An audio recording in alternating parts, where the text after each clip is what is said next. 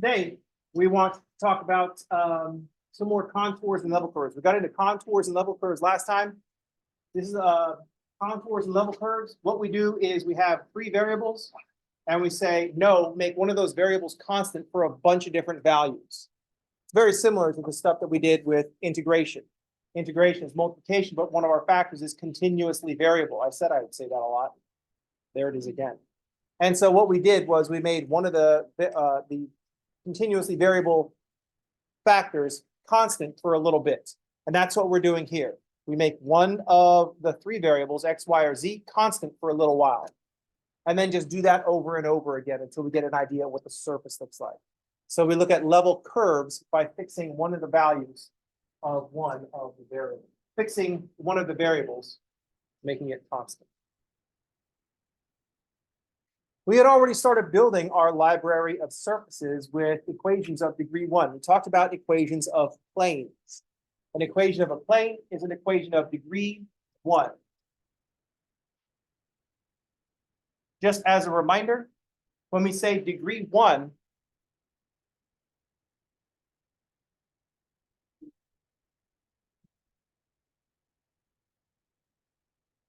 degree is how we classify polynomials. Degree is the highest of a polynomial, is the highest degree term.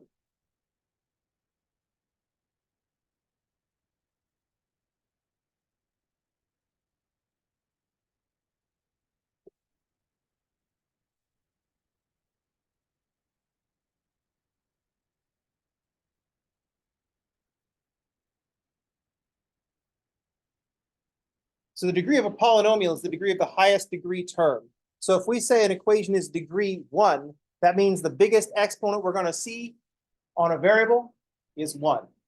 And we aren't going to see variables mixed together. There's not going to be like an x, y. Because x, y, that's going to be degree 2. We add up the degrees of the factors, the variable factors. So this is a z to the first, x to the first, and a y to the first. That's degree 1. So in standard form, we have x to the first, y to the first, z to the first. I don't have any mixture of x's and y's, because if I had an xy term, that's degree 2.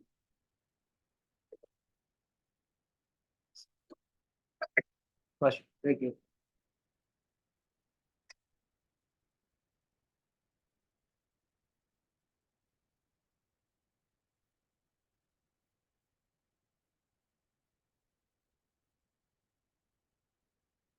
So an xy term would be degree 2 because it's x to the first, y to the first. We add up the degrees of the factors.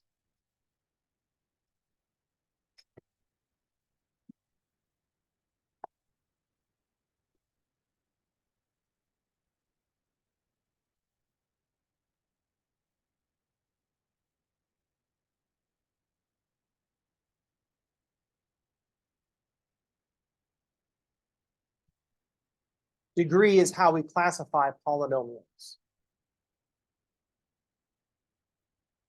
So we've talked about equations of planes as surfaces, two-dimensional surfaces in three-dimensional space. And I just pointed out that they are degree 1. So what is happening today? What has to be happening today? Oh, you want to skip 2. That's fine. Right into R4. I'm just kidding. We want to stay in R3, but we're going to increase the degree of our surfaces by 1. And all kinds of crazy stuff happens.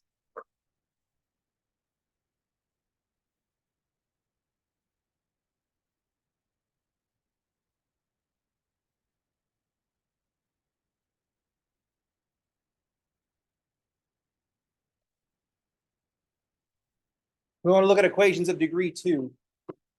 And this is going to be among other things.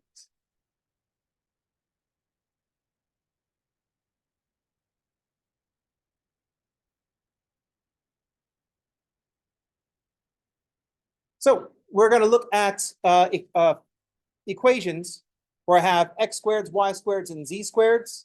This also includes x, y, and z terms. This also might include xy terms, xz terms, and yz terms. That's all the things that we could do that's going to be degree 2. I can't have an xyz term because that would be degree 3. and we want to stick to degree 2.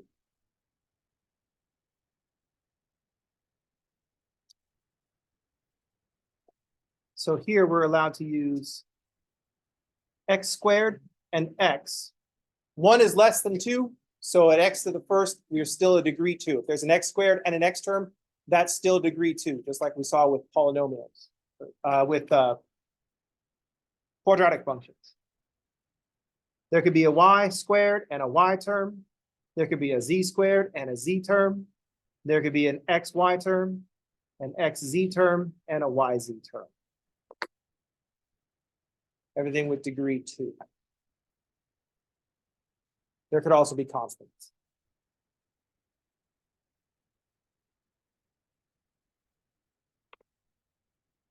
Just as a reminder, constants have degree 0.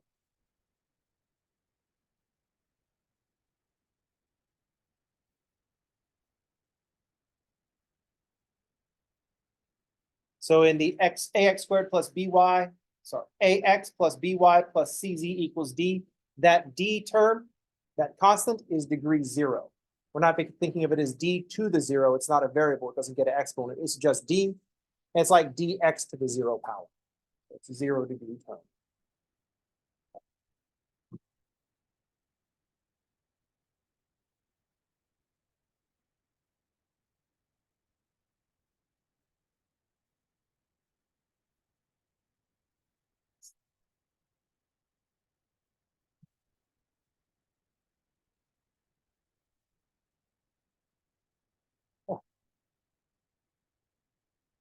Here's where we're going to start looking at these surfaces. We want to build a library of surfaces. What we want to be able to do is look at an equation and know what the surface looks like. We want to be able to think of the surface when we look at the equation. So an equation should make us think of a surface. That's our goal. Equations should make us think of surfaces.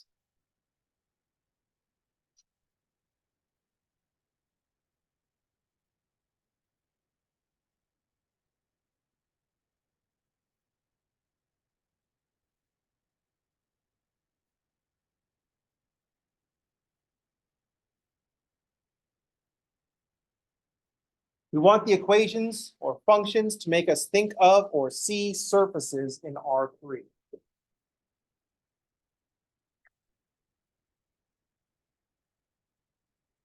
We could just drop the equations into Wolfram Alpha and look at it, but we want to know what it looks like without looking at some kind of representation that we see on Wolfram Alpha. Imagine, I usually make a reference to the movie The Matrix, but The Matrix is a very old movie at this point. We are, I think, currently further away from the Matrix than I was at like, say, 18 from The Sound of Music. The Matrix is older than when the sound, anyway. The Sound of Music is an even older movie than The Matrix.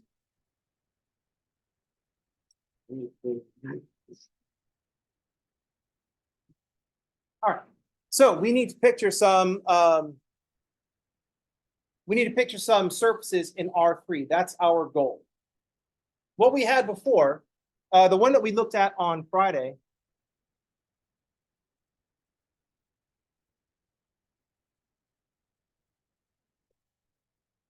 z equals x squared plus y squared.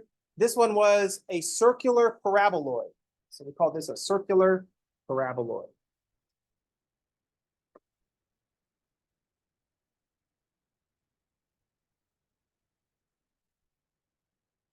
The circular part came from the x squared plus y squared. X squared plus y squared equals constant. When we have constant values of z, we ended up with a bunch of circles. X squared plus y squared equals constant. So the circular part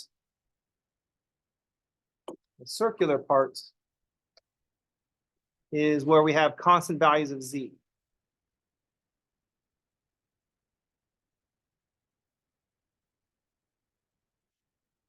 And we knew this because when we look at x squared plus y squared equals constant, we recognize that as a circle. That's the equation of a circle of radius square root of k. The paraboloid part showed up in two ways, for constant values of x and constant values of y. So the paraboloid part was z equals x squared plus constants, or z equals constants plus x squared. Oops, y squared. I spelled y wrong.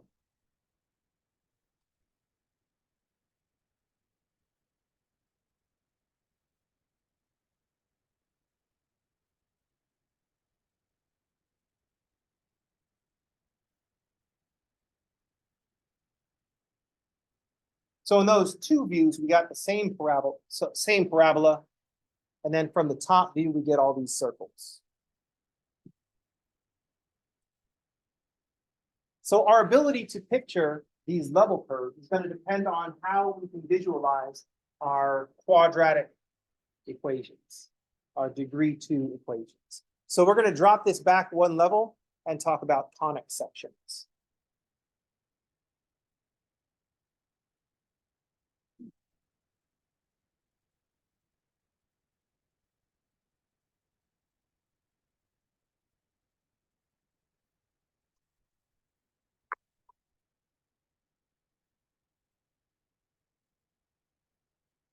This is a very old idea. The ancient Greeks were studying their conic sections. Gives me a headache thinking about it because they didn't have algebra at the time. They didn't have analytic geometry at the time. Math must have been such a pain in the ass. They didn't have 0 as a placeholder. Math must have been such a pain in the ass. You kids these days have it easy with your 0 for a placeholder and your base 10 notation and your algebra.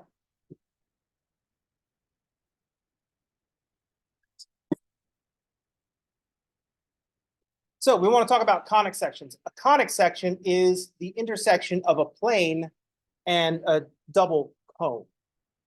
So a conic section is an intersection of a plane and a cone.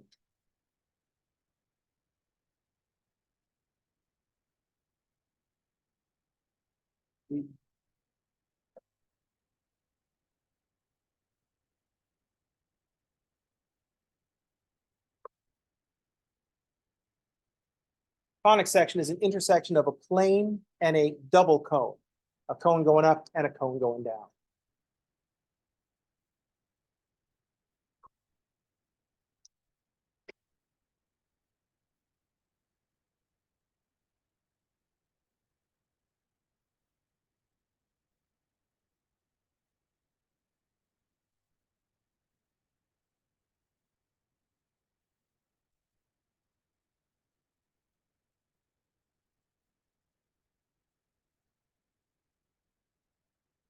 You never make them symmetric. I'll just make wobblier lines.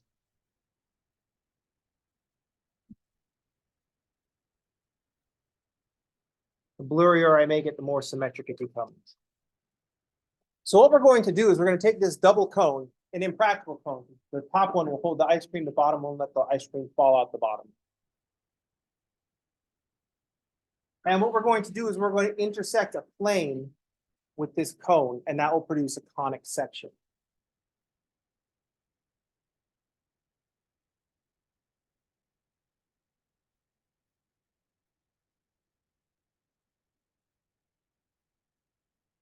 Oh, nuts.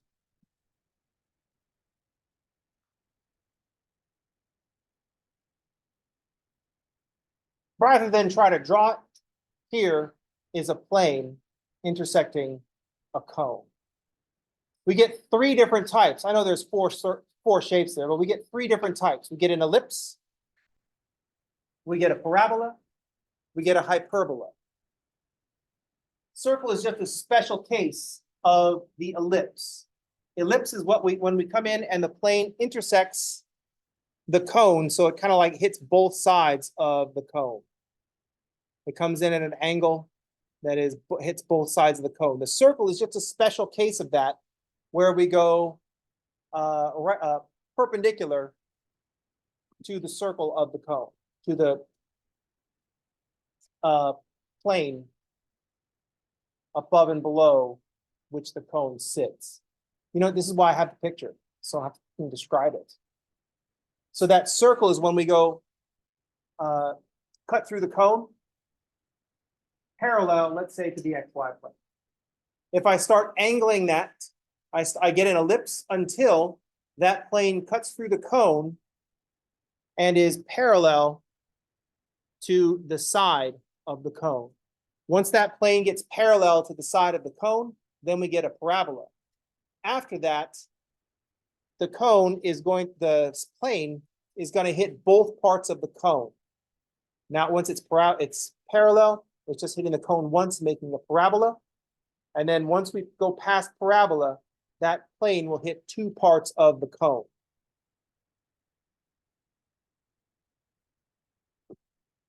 So here we have the circle. In figure 1, in figure 2, we get an ellipse as we tilt that plane a little bit. When the plane gets tilted to the same angle as the sides of the cone, we get the parabola. And then when it goes past that parabola, it starts hitting both ends of the cone, the top and the bottom of the cone, and we get a hyperbola. Those are the four conic sections. It's really only 3 conic sections. I've been programmed to say 4 because I've been programmed to separate circle out. I'm going to try to program you with 3. And then at the end of the semester, we'll be like, oh, there are 3 conic sections. That's a Star Trek Next Generation. Most people haven't seen that. I realize that show is older than all of you. Any questions? There are a couple of intersections that won't give us one of these shapes. If I take that plane and I put it right through the point where the 2 cones meet, the top and the bottom of the cone meet, all I'm going to get is a point. So that one point we would say is a degenerate conic section because it's just a point. So the other thing that could happen is if I take that plane going through that point and I flip it perpendicular, all we're going to get for an intersection is 2 intersecting lines. So we're just going to get those 2 lines to make a big X. Any questions? So that would be like a degenerate conic section. It's not getting these ellipse, parabola, or hyperbola. So we have those 2 degenerate conic sections where we get a point or 2 intersecting lines.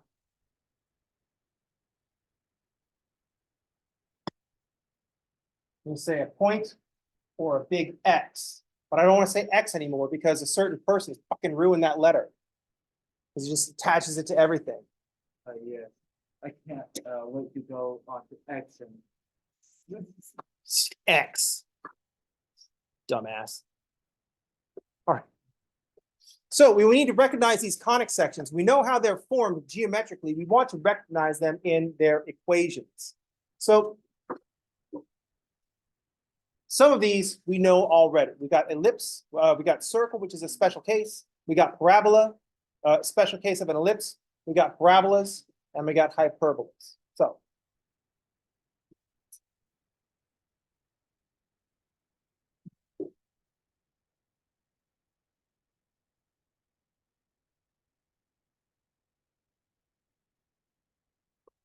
I should include some constants with this, but I'm not going to worry about constants because we're not going to worry about focus and directrix and all that stuff.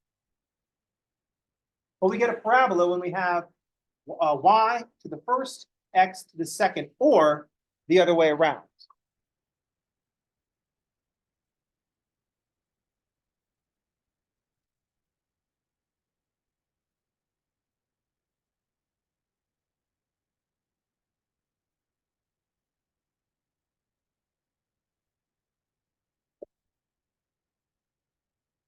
So we get a y equals x squared. That's going to be an up or a down parabola. And an x equals y squared is going to be a right and a left parabola. I should have an a in front of here, but I didn't put the a. Y'all should be worried that I just didn't put the a. Well, but we're all supposed to get a's. No A's. I'm just kidding. Some of your checks cleared, so you're good enough. I'm just kidding. I can't be bought by y'all. I'm just kidding. I can't be bought at all. I know I can't be bought by you because nobody here has enough money. In fact, everybody here doesn't have enough money to buy a grade from me. You know, I can tell that everybody here does not have enough money to buy a grade from me Because we are going to public college. because you're here. If you could afford to just buy me off, you would have been at Harvard or Yale or some shit like that.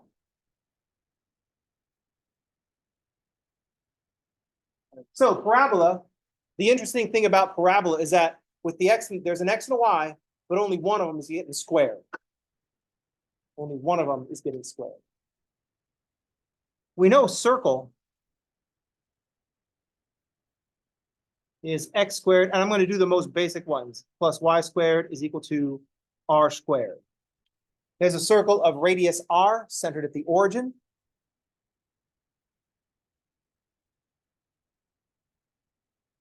If you think about x squared plus y squared equals r squared, we want to get this to the, we want to think about how this is connected to an ellipse. A circle is just an ellipse with just one radius, where we have a thing that we can call a radius. So if we want to get this to an ellipse, we could think of dividing by r squared.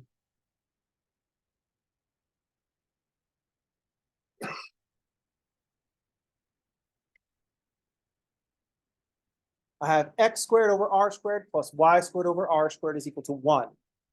To make an ellipse, we just take the r squared and make it different values.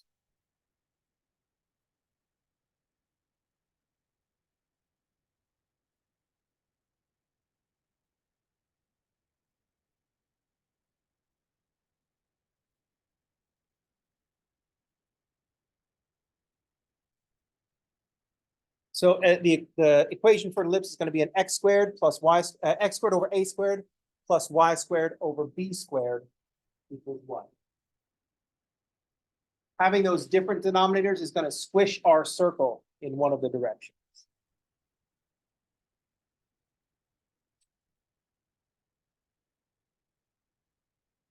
For this super basic one, on the x-axis,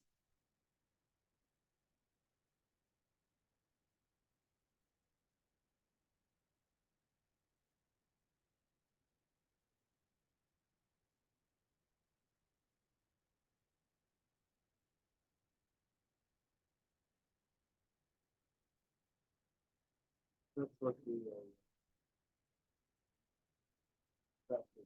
this is supposed to be an ellipse. I'm trying to draw it, and my drawing isn't good, so. let's look at the very. Okay, okay, I can see it. It's not. Let's see. Okay, that's a 3D stuff. No, I'm not trying to make a 3D. So instead of having a constant radius where it's plus and minus r horizontally, plus and minus r vertically, plus and minus r all the way around, we're going to have plus and minus a. So this would be a0 and negative a0, and plus or minus b. So this is up here is going to be 0b, and down here will be 0 negative b.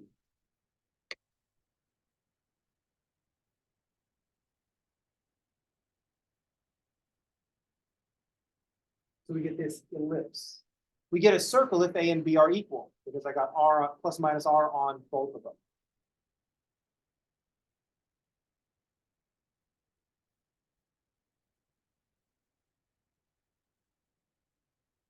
There are more geometric properties of ellipses. One that we might want to know about is that an ellipse does have a center, just like the center of a circle. We would say this is the center. But along its major axis, we also have two foci. So there's a focus. So we do have a center, but we have two focuses, foci.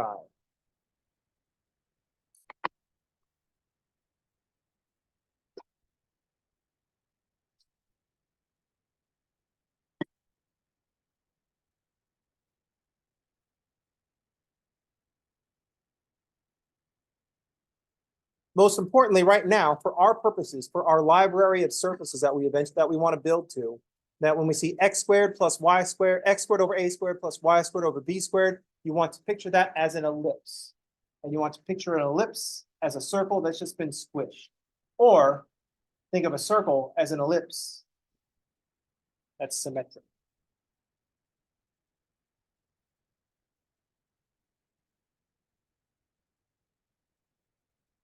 Parabola, the x and the y. One of the variables has a degree 1, the other variable is degree 2. In a circle or an ellipse, we have x squared and a y squared, and they're both positive. They have the same sign.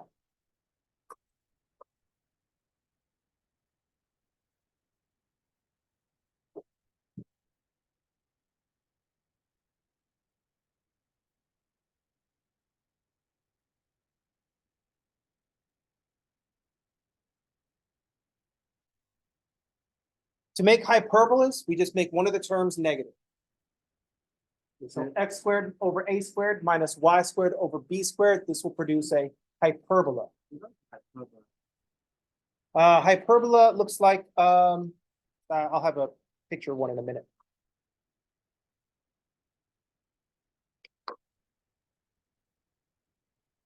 Now here, the x squared is positive and the y squared is negative, but we could also do this the other way. We could have a y squared positive and x squared negative. It's the same as with the parabolas.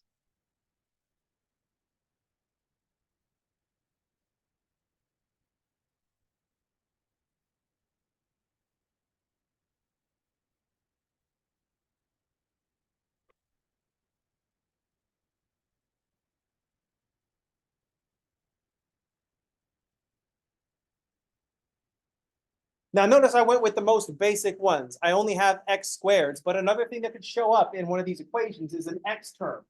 It's still a still a conic section if there's an x term. The short version is having an x term will shift the shape left and right. Having a y term will shift the shape up and down. Having an xy term will rotate the shape at some funky angle.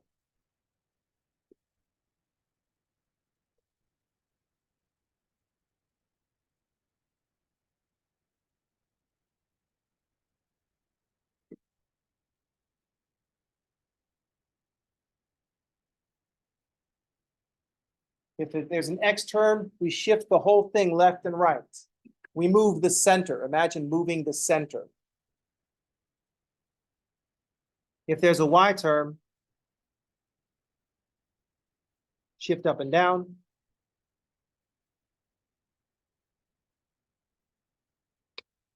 And we're going to think about moving the center.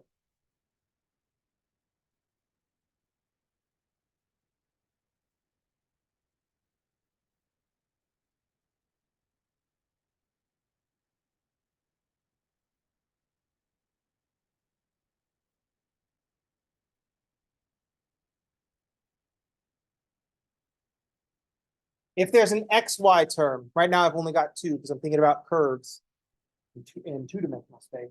If there's an xy term, this is going to cause some kind of rotation. You're going to rotate the axes. So instead of horizontal x, vertical y, we're going to rotate those at some angle.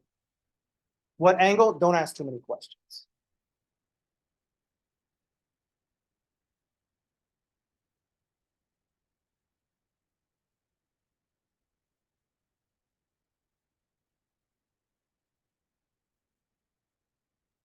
So if there's an xy term, that's just going to cause some kind of rotation.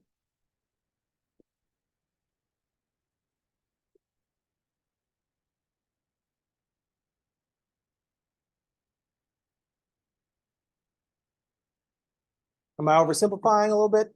I think I am. Don't at me in the comments because I turned comments on.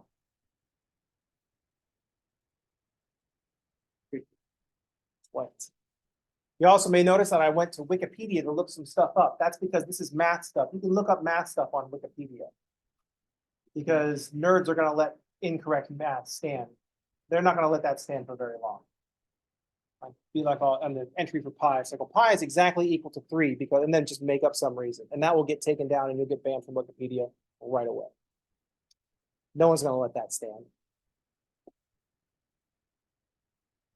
Incidentally, if someone complains about using Wikipedia, that just means that you're using it wrong. Scroll down, all the references are down there. Just fucking scroll down and reference that.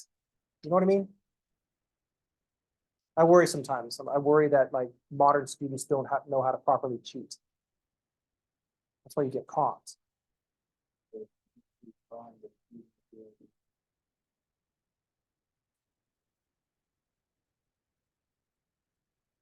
Any question?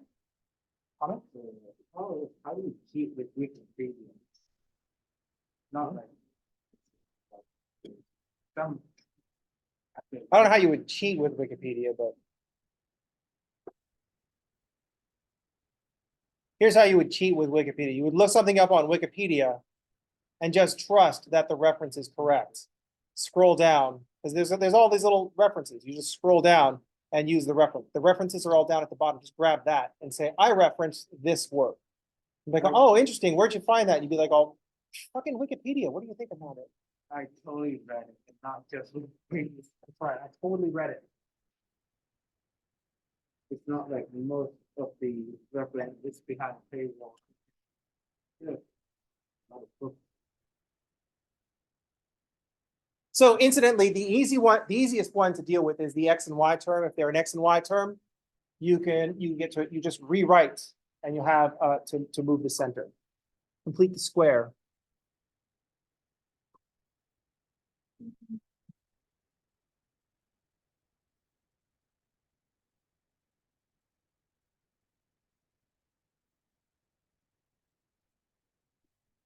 So if I have, let's say, x squared plus 2x plus y squared minus 6x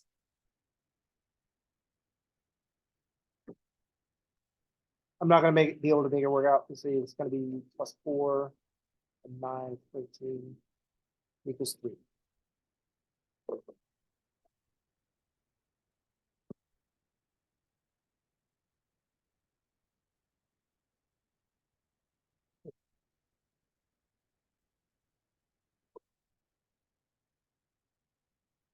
Oh yeah, I'll put the 3 on the other side. This will work. At least I think it'll work. So I've got a mixture of x squareds and x terms. What we notice here, the x squared is positive, the y squared is positive, and they have the same coefficient. So we know that this is going to be a circle. So the first thing we notice that the x squared and the y squared have the same coefficient.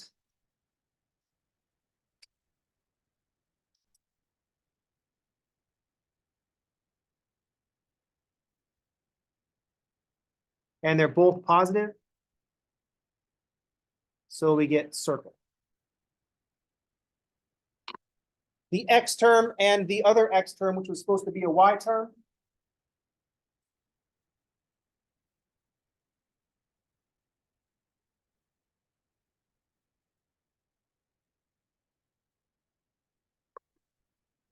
those are going to move the center of our circle. It's the x squareds and the y squared with both the same sign and both the same coefficient. That's what's determining our shape. The x and y terms are just going to move stuff around. And to find out where the center is, we just complete the square. So x squared plus 2x. If we add 1, now x squared plus 2x plus 1 is x plus 1 squared.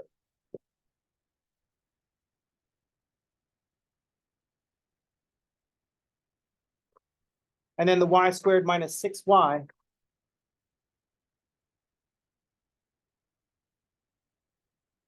Half of 6 is 3 squared is 9. So if I put a plus 9 onto that,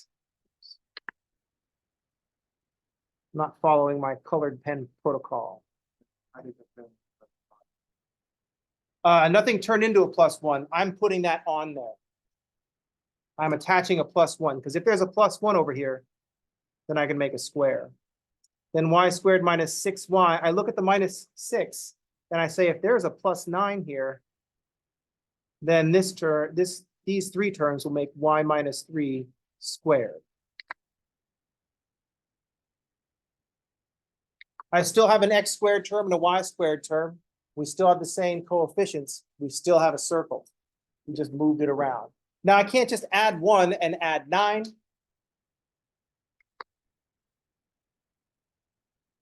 Oh, I also can't add 1 and add 9 because I was reading the 2 as a 4. And so I was planning on putting a 4, but then I changed it to a 2 at the last minute. So we're going to have some funky radius. That's fine. I can't just add 1 to an equation to one side. I must maintain balance.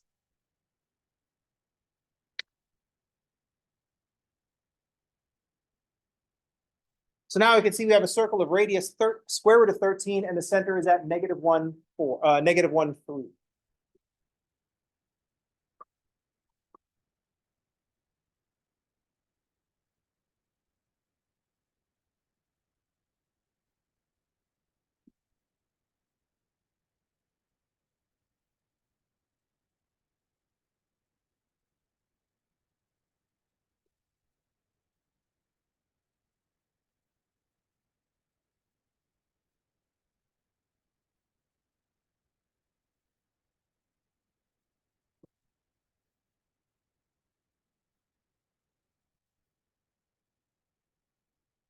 What we want to be able to do is recognize what kind of shape we're going to be looking at. Because one of the things that we're going to be doing is taking an equation with x, y, and z in it, making one of those things constant, dropping us down to an equation with 2 variables. An equation with 2 variables would be a curve in R2, and we want to know what that curve looks like. So we have a great basis for various shapes with these conic sections. A degree 1 term paired with a degree 2 term makes a parabola. 2 degree 2 terms with the same sign, going to be an ellipse. Degree 2 terms with opposite signs, some kind of hyperbola. That gives us a lot of variation.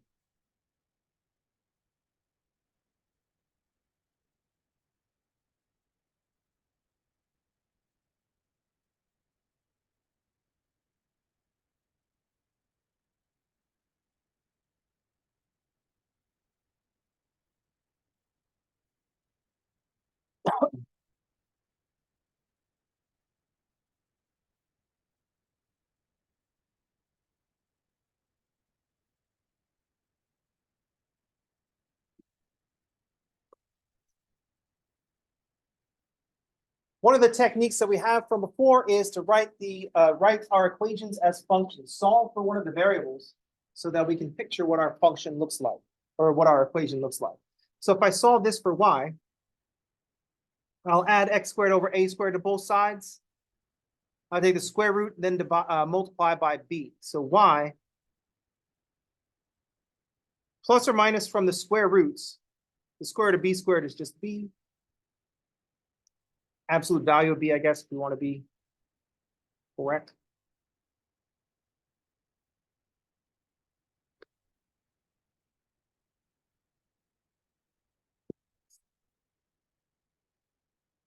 So here we get this in a function form. We knew we weren't going to get away with one function because we're going to have to do a square root. Square root gives us a plus or a minus. Let's take a look at what these look like. Okay. Aha. Nope.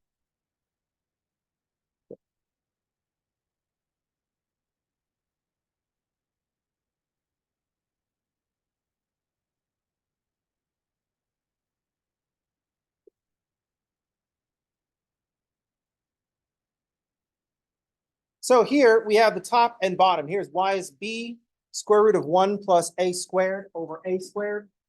And then the minus version. There's the plus and the minus. Red is the plus, b is the minus.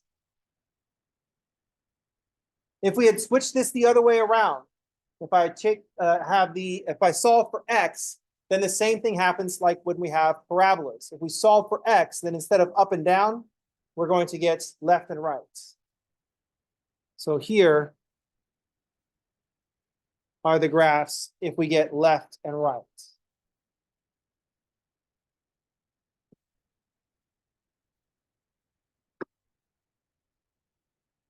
One of the things that I forgot to include here are the asymptotes that we have. So if I put in an asymptote y equals x and y equals negative x.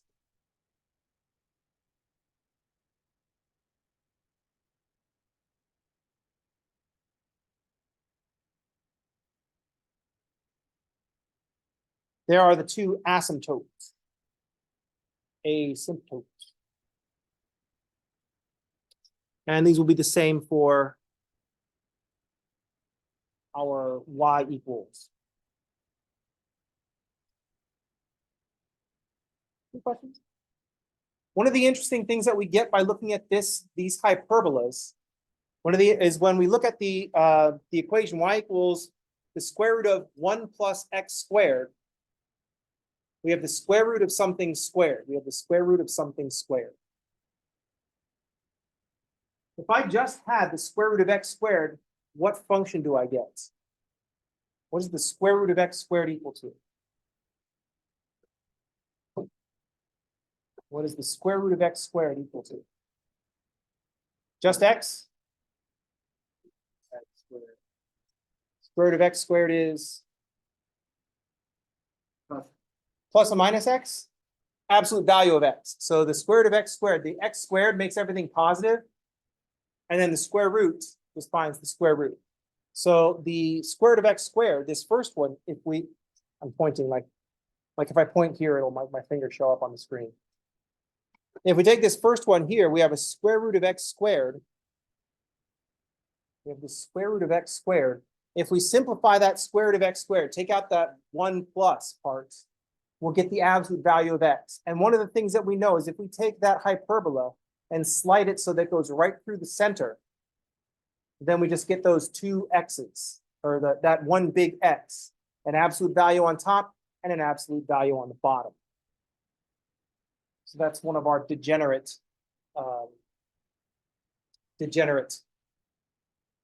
hyperbolas.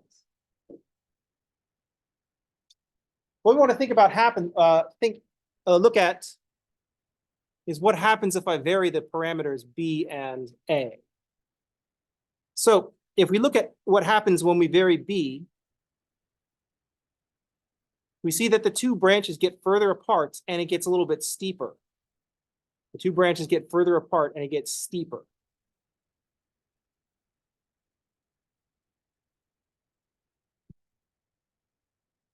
Then you'll notice that once b goes negative, then I get the red one flips down to the bottom and the blue one flips up to the top. So we're getting reflection, because that's always what happens if we change the sign of the output. We get reflection about the x-axis. When we stop b at 0, no whammies, no whammies, I missed. When we stop b at 0, everything zeroes out. When we look at the equation, that makes sense. Y is equal to 0 times, I don't even care because it's 0 times some shit. Just going to be 0.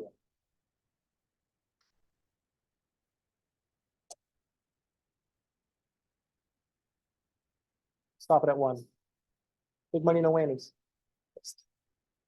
If we look at what happens with A, it also kind of flattens it out.